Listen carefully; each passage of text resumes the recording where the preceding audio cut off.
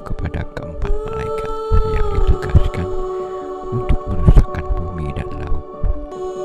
Katanya, janganlah merusakkan bumi atau laut atau pohon-pohon sebelum kami memateraikan hamba-hamba Allah kami pada dahi mereka.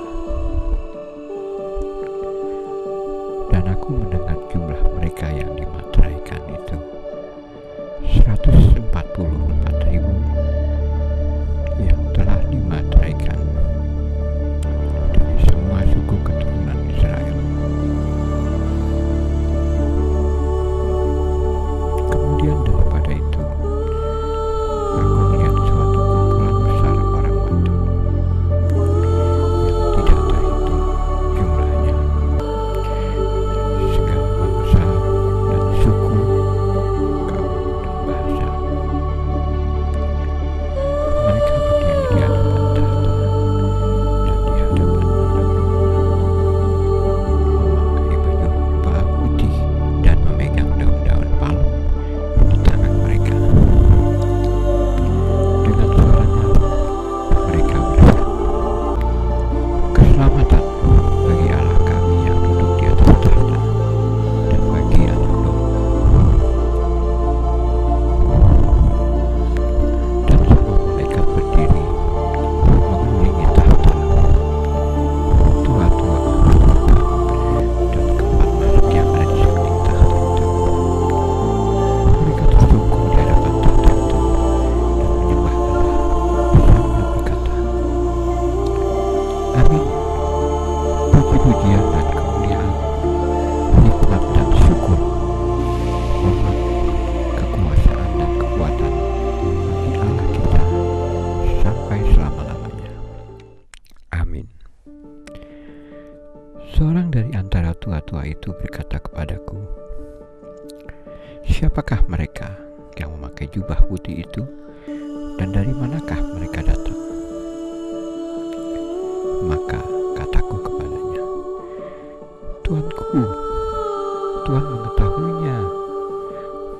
Lalu ia berkata kepadaku, "Mereka ini adalah orang-orang yang keluar dari kesusahan besar. Mereka telah mencuci jubah mereka dan membuatnya putih di dalam darah Anak Domba." Demikianlah sabda Tuhan.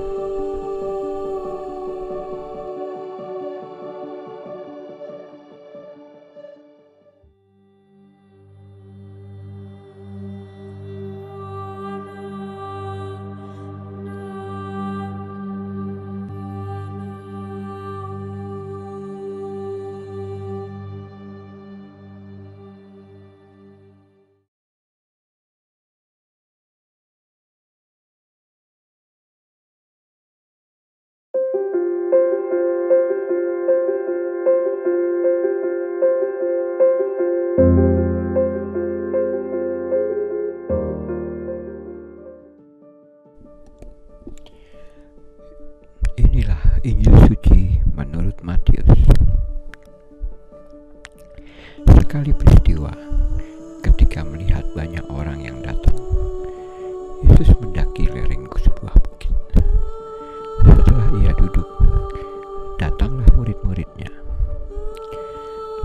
Lalu Yesus pun mulai berbicara dan mengajar mereka.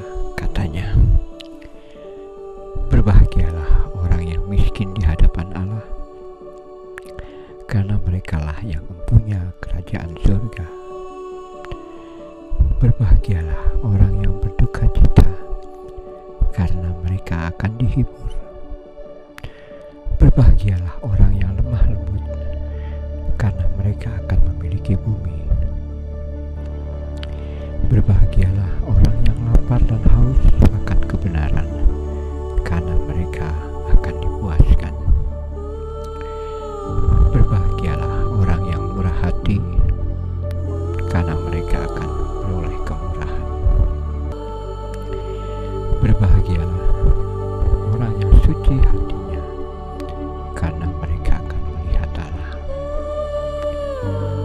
Berbahagialah orang yang membawa damai, karena mereka akan disebut anak-anak Allah.